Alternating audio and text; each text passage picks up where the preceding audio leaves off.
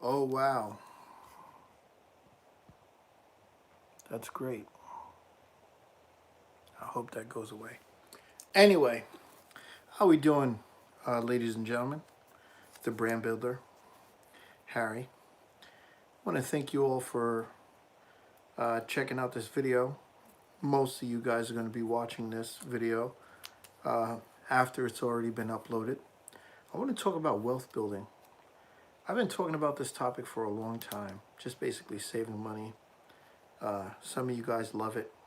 I talked about saving up to $1,000 to $2,000 while living paycheck to paycheck. I talked about a lot of very viral topics, bottle returns, just saving up money. And I know for some of you people, you don't always like to see the change jars or the bottle returns and all that other stuff, because some people who watch my channel, you guys are way more involved than that. You're like on a different plateau. Maybe you're making six figures a year already. Maybe you're making 80,000. Maybe you're making 60,000. Maybe you have really huge 401ks. Maybe you have large savings accounts. Maybe you have an IRA or just a lot of dividend stocks, or just know how to hold on to money.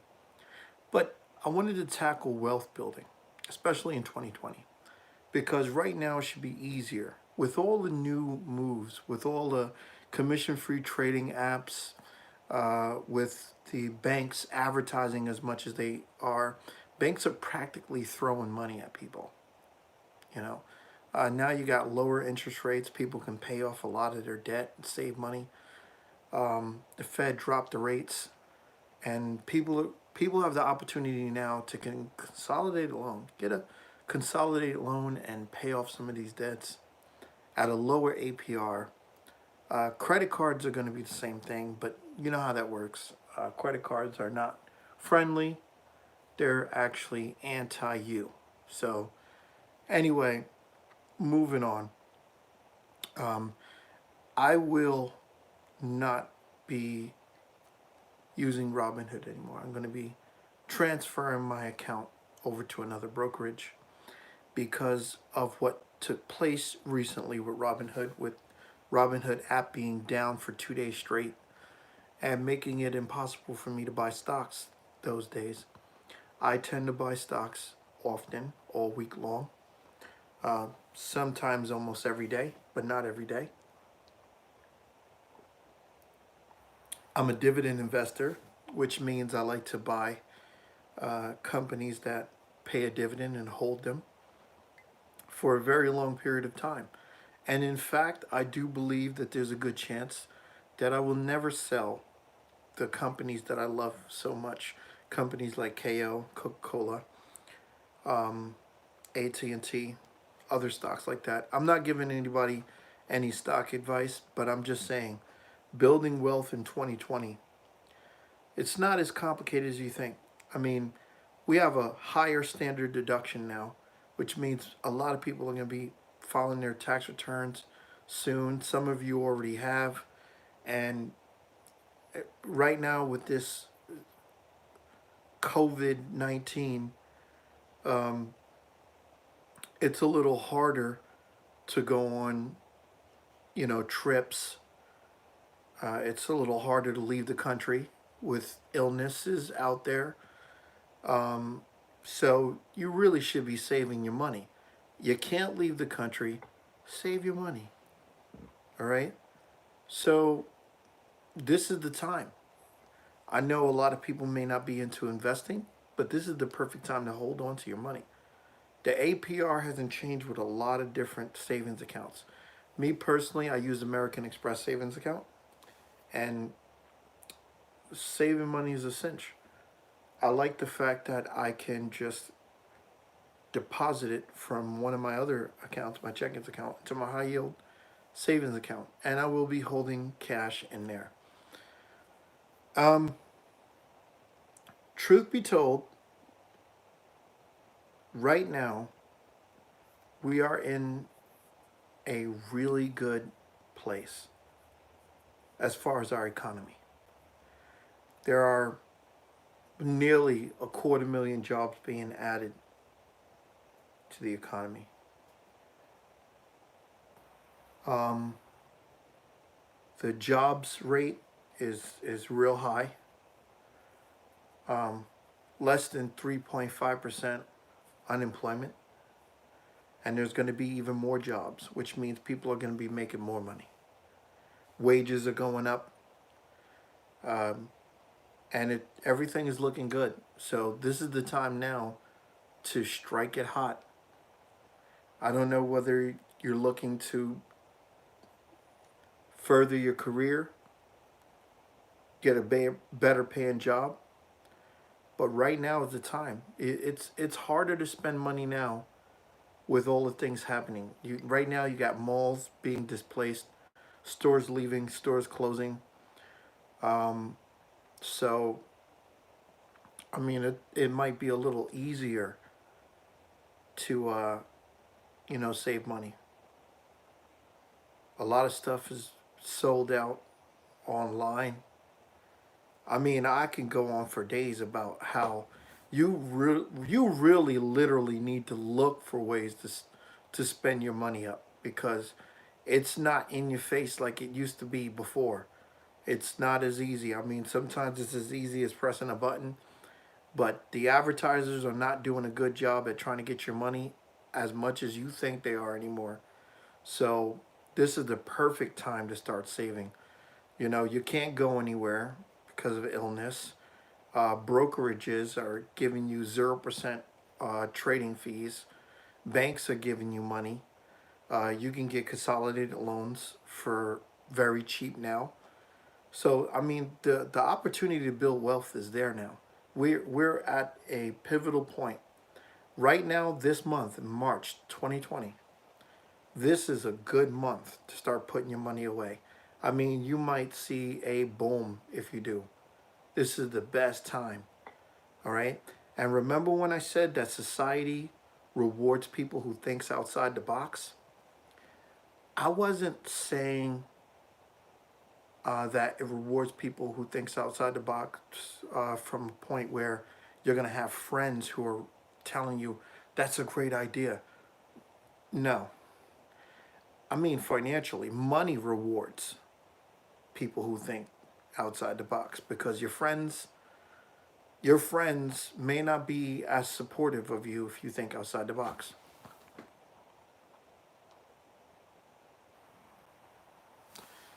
I wouldn't really, thank you for the question. I wouldn't really, me, as far as gold is concerned, I've never been someone who's interested too much in raw material like that, only because raw materials don't produce anything. Um, I look at gold the same way I look at like Bitcoin or something like that. On, I mean, it might be a good thing to have some, but I'd rather have the physical thing inside my own home.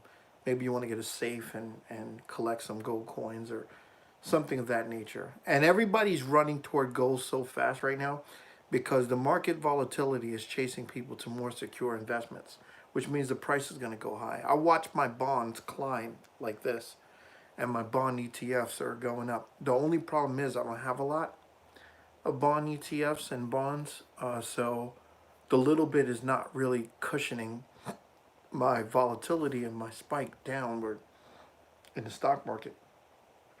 But gold stock, I don't know. That could be when the economy is doing really good. The gold's not going to do as good.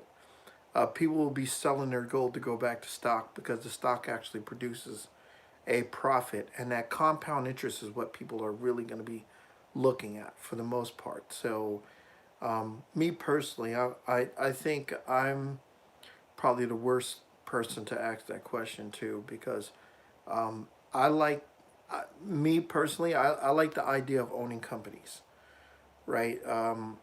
Right now, a company that I'm looking at probably buying a bunch of stock if it goes down just by a few more dollars is Dunkin' Donuts, right? I could really picture myself owning a nice steak in Dunkin' Donuts. So, um, it's a business. I know how it makes money. I understand the company. You know, I've been going there for years. I meet a lot of my friends there. Uh, Short change. No. It depends on what kind of savings account you're talking. If it's not a high yield savings account, yes, 6 figures is too much. I would transfer it to a high yield savings account. Short change. Look into American Express high yield savings account. It's 1.70. There are some that are better than American Express, but I have so many American Express products that I trust the brand. And even though I'm assassinating my own wealth by, not actually getting higher interest rates. It's just, it's the brand for me. I like American Express. I have the credit cards. I'm just an American Express kind of guy. So I'm going to bank with a brand that gives a pretty decent yield and is a brand that I'm very comfortable with and familiar with. And it's very easy to open up an account. It's not very hard, and the interest rate is pretty decent. And if it ever goes back up again, you'll be loving it. I mean, I personally, I like the idea of having a high yield savings account, but 6 figures. Let's say, for example, you have $100,000, and you have 1.7% yield. You're looking at you know $170. What is it? No, that was for like 10. Yeah. So 1,700. You're looking at 200 and something dollars a month. So somebody quote me, get the math. I was trying to do it in my head as fast as possible, but I didn't want to stay on the topic. I think a little over 200.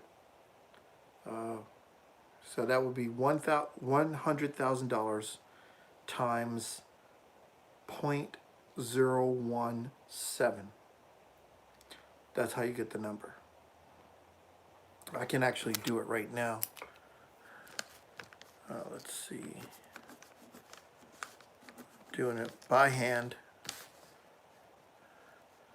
Times 0.01. Okay.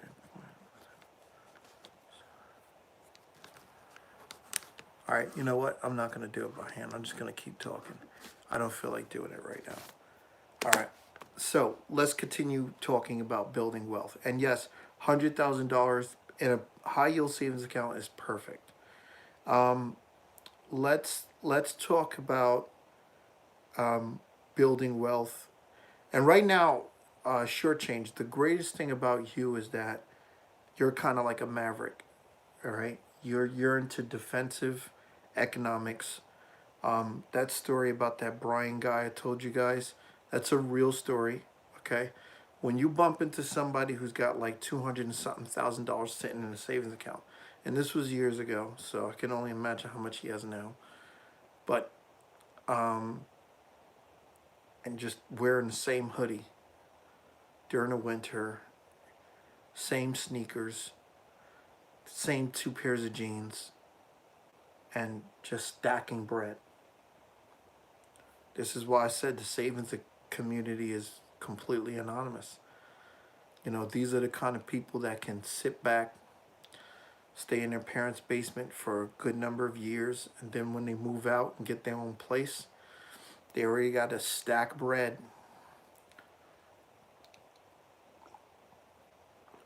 Drinking some tea right now. This is really good tea right here. Whew. Sometimes on a Monday evening you need some tea. So anyway, aggressive economics is not as necessary. It's not the same thing, right? Yeah, go out there and make more money.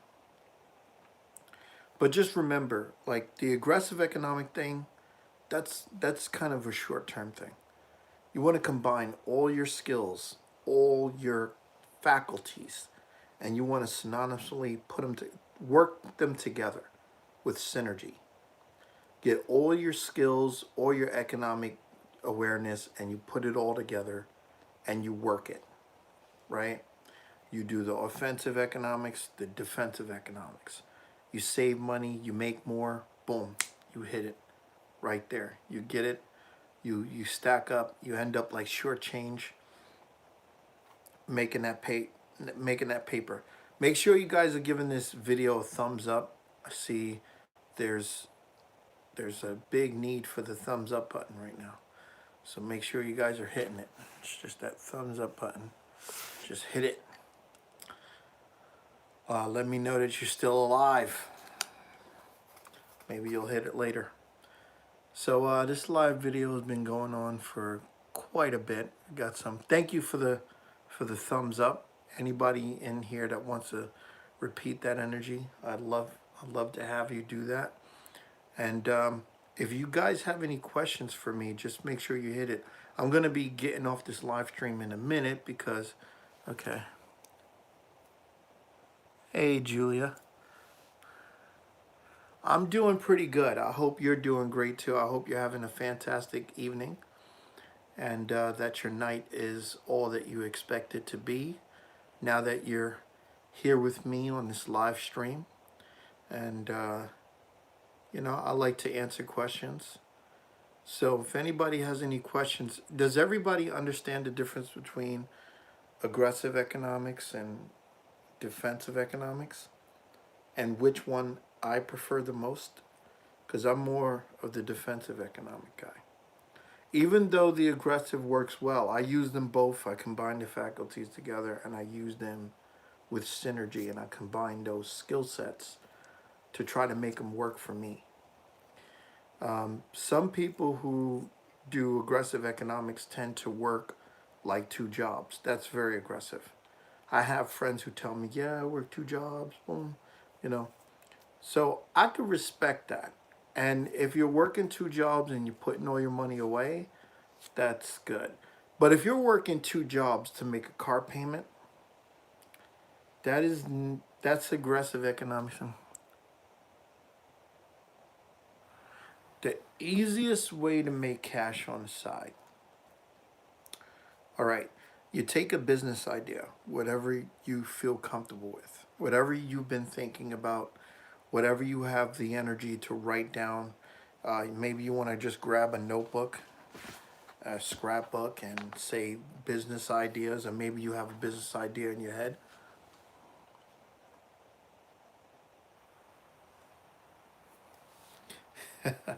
Yep, you are a miser. But you take the business idea. I don't whatever you're gonna do. Maybe you're gonna sew stuff, or maybe you're gonna make candy, or buy candy and sell it. You just want to get started. You just you take your free time, and all you do is dedicate it to your hustle, right? Let's just suppose you want to buy and sell some products. So you buy a few products and you sell them, right? That's kind of how you do it. You just get started. Sometimes a side business or side cash business is hard for people to do because we tend to have more of a nature toward procrastination. We can find different things to get ourselves involved in. Like, for example, I'll be honest with you guys, I don't make a lot of money here on YouTube. I'll be lucky if I make 20 bucks a month. But the reason why I'm on here is because it's fun to communicate with people. It's fun to help people change their lives. A lot of people have told me before that I have a great channel, great content, and that I'm extremely undersold. But I like being the underdog. Thanks for the thumbs up. Everybody thumbs up if you can. I love being the underdog. Being the underdog, you have the ability to be kind of a mentor to other YouTube creators.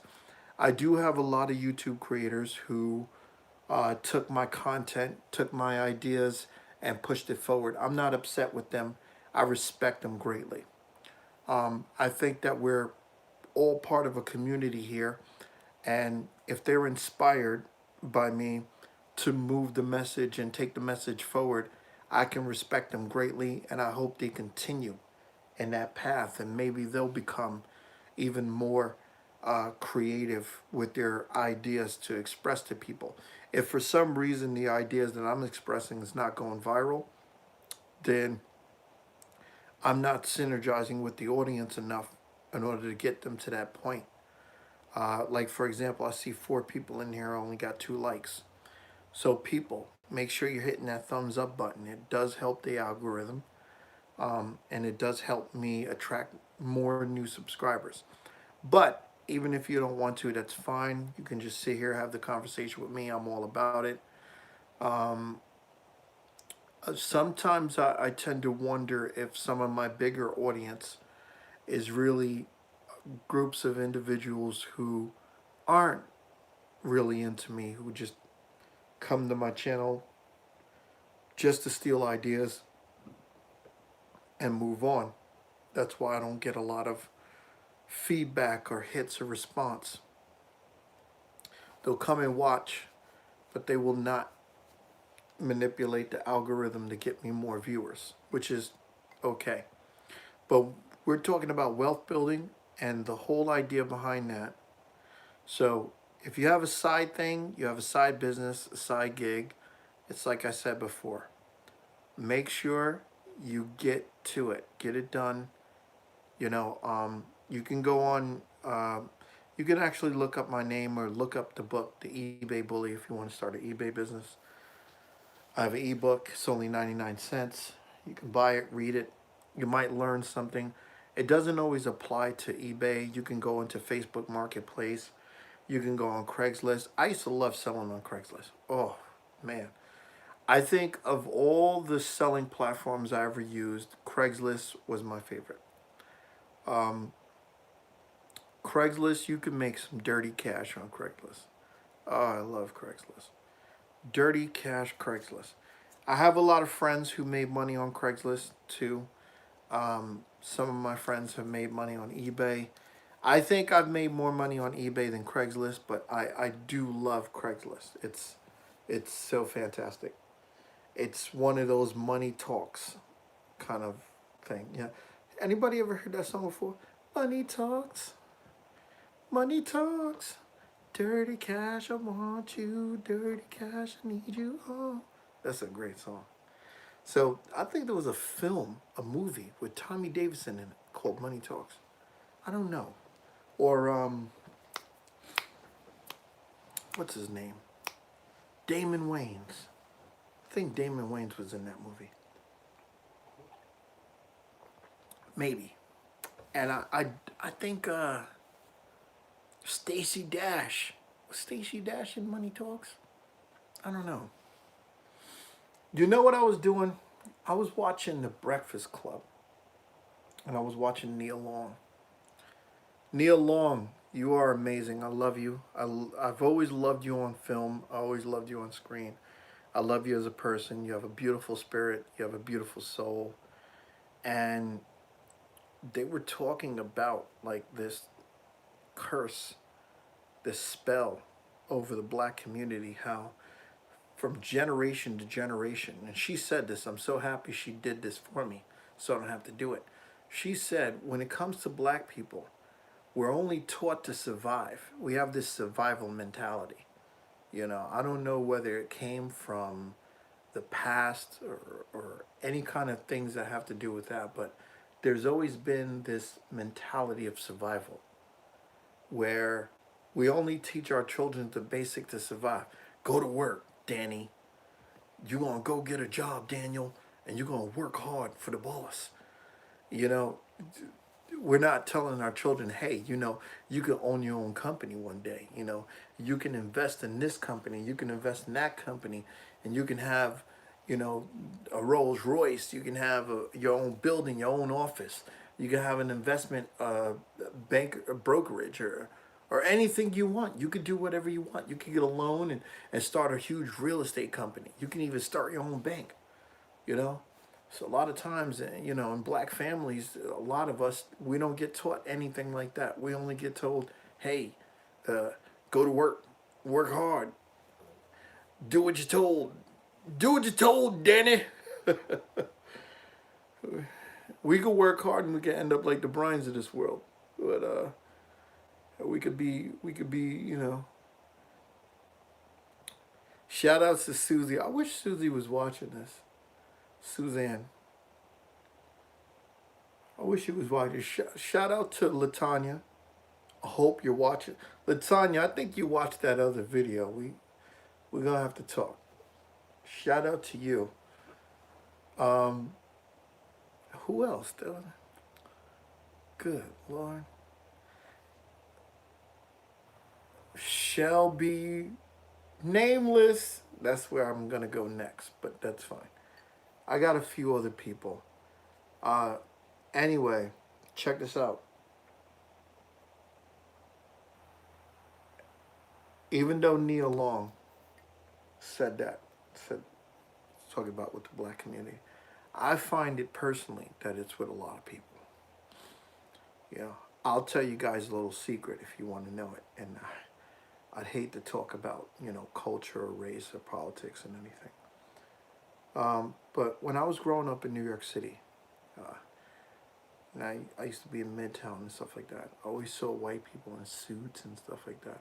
I wasn't in the suburban or rural area, and I used to have this idea that they were all rich. And I realized that it was just the image that's being painted to me by people in my community, my family, and everything, you know. So you don't always want to judge a book by its cover.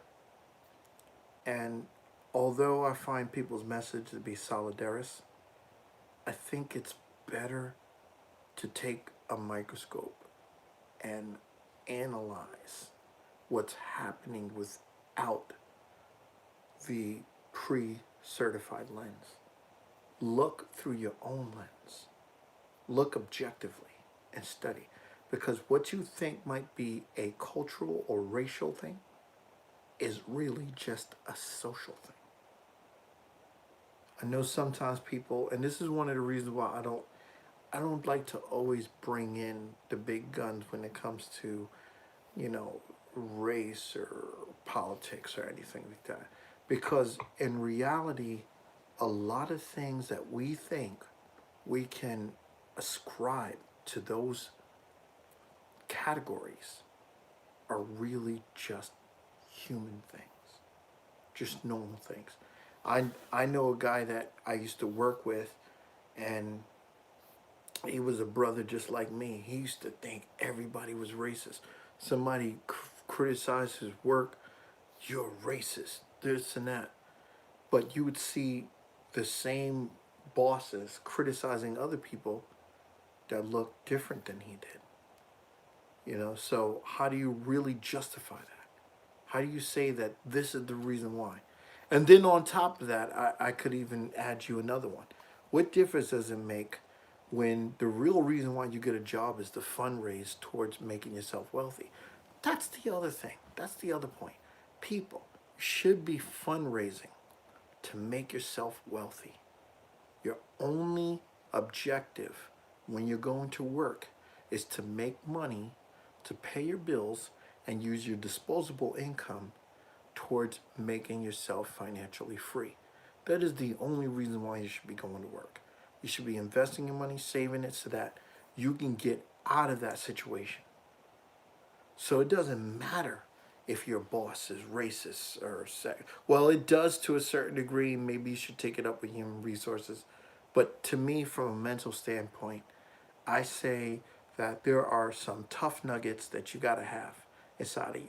You can't change the way people feel, and you cannot dictate to them a political fiasco, you know, to the point where you're just really sensitive and maybe you're the problem.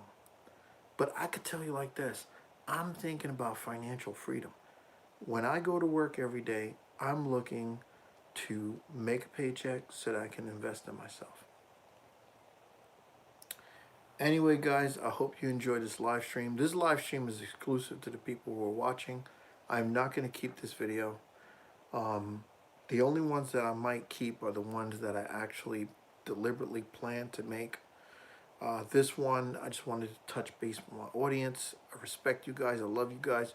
Please continue to enjoy the videos that I make.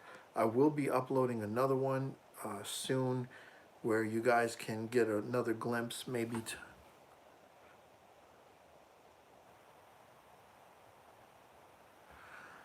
If I had $20,000 to invest, how would I go about it?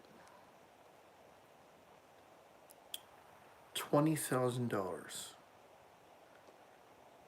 I think that I would do 15,000 in investments and $5,000 in savings. Um, I like savings, but I'm not too much of a saving guy when it comes to building wealth because the return on investment is higher with investing, right? I can I can average a 5% yield. If I put my money in the bank, I can probably average about a 1 to 2% yield. But I'd rather double that yield curve. And if I want to, while I'm compounding, eventually in some place I can add more cash to my balance and more cash to my pool. But $20,000, I think that because it's a lot in, let's see, it's a lot to it's a lot when you haven't been investing for a long time. Like if you get somebody who's been investing for 20 years, $20,000 is kind of like that thing that they look at as that's a nice little chunk of meat, you know. But it's not like $100,000 or something like that. So options like real estate, that would be too volatile for that little amount. And that's not a little amount, but when it comes to certain hustles, it might be considered a small amount. 20,000 is big in number. As far as if you stuck it in a savings account, it looks great on the surface. If you stuck it in the stocks, it will look great too. If you stuck it, if you use it as a down payment on a real estate property or investment property, like a duplex or a triplex, it will look very slim. It'll get you in the door, but it will just it will get you in the door, right? So it's something that just gets you in the door. So as far as investing $20,000, I would look at maybe 5,000 savings account, 15,000 investment. So as far as stocks, bonds, ETFs, REITs, stuff like that. So and do your own research. This is all just for entertainment, hypothetical. I'll just be honest with you. That's something. If that was my number, that's what I would do.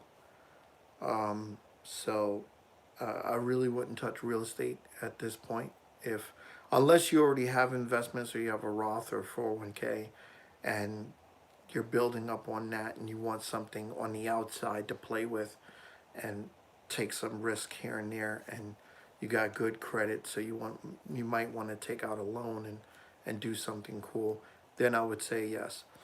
I actually think I might keep this video, let you guys drop questions down. I'll answer it live, but I'm gonna get off.